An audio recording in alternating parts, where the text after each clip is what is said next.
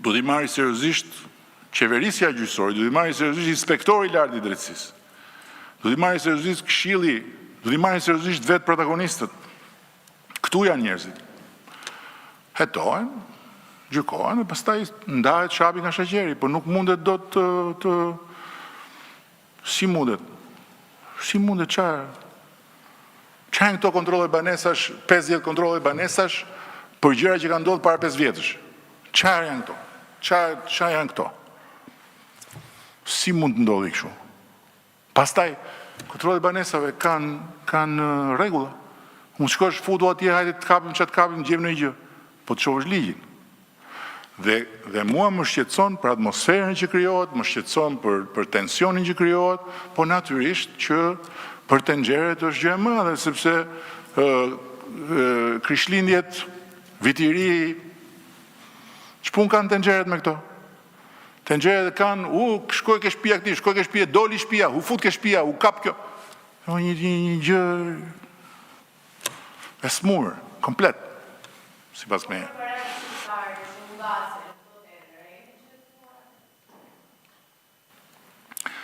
Tani që ta mbyllim me sukses këtë konferencë,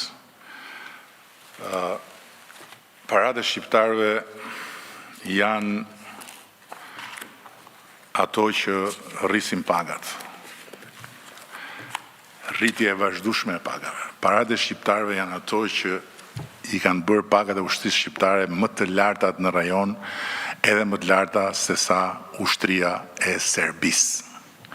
Paratë e shqiptarëve janë 1.7 miliard plus ekstra që do t'i kalojnë pensionistëve në këto 5 vite që vinë. Paratë e shqiptarëve janë ato që kanë financuar projekte infrastrukture që kur vinë të huajt, që i kanë bërë këto projekte me BN. Thonë, si ka mundësi që ju i bëni këto projekte dhe nuk jeni në Bashkimin Evropian? Në kuptimin që, çfarë janë këto? Këto janë paratë e shqiptarëve. E kupton? Kështu që, a ka këtu probleme me korrupsionin edhe me keq administrim? Po patjetër që ka, po ku nuk ka? Ku nuk ka? Dhe ndërkohë, çuditërisht, ç'a ndodh me këto organizata ndërkombëtare?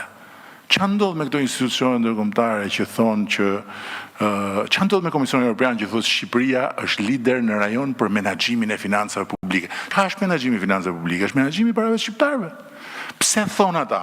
Si ka mundësi që këtë narkoshtet dhe këtë lumb të madh në mes të Europës dhe këtë vend ku të gjithë vjedhin, si ka mundësi që gjithë këto institucione që shohin vrimën e gjilpërës nuk e shohin? Si ka mundësi? Apo i ka kapur narkoshteti dhe këto? Shqipëria nuk është e imja, është edhe e imja, po është e imja sa që është dhe e juaja.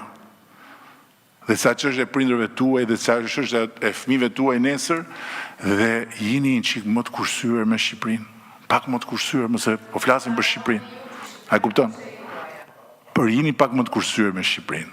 Dhe Shqipëria ka kaq liri njerëzore, sa që në konferencë e shtypit të kryeministit të Shqipërisë zien një tenxhere gjatë gjithë kohës, edhe kryeministi vetëm buzëqesh. Tani ju uroj ta keni të mbarë këtë fund viti. Urdhro?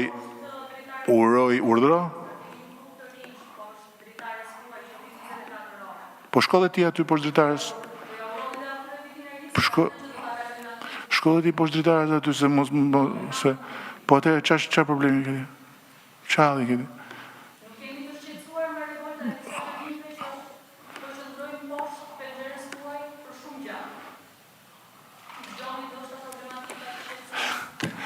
Dëgjoj këtu.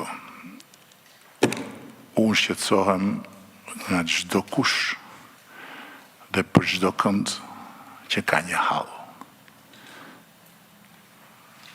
Por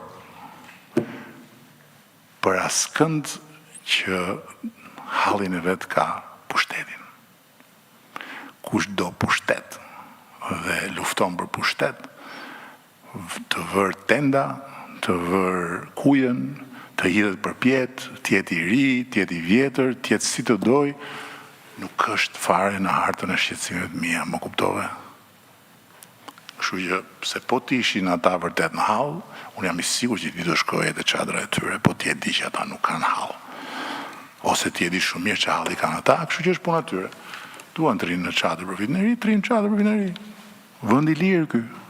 Apo jo, tani ta bëj unë urimin apo ke edhe në një ndërhyrje tjetër? Ma jep këtë drejt, domethënë. Faleminderit.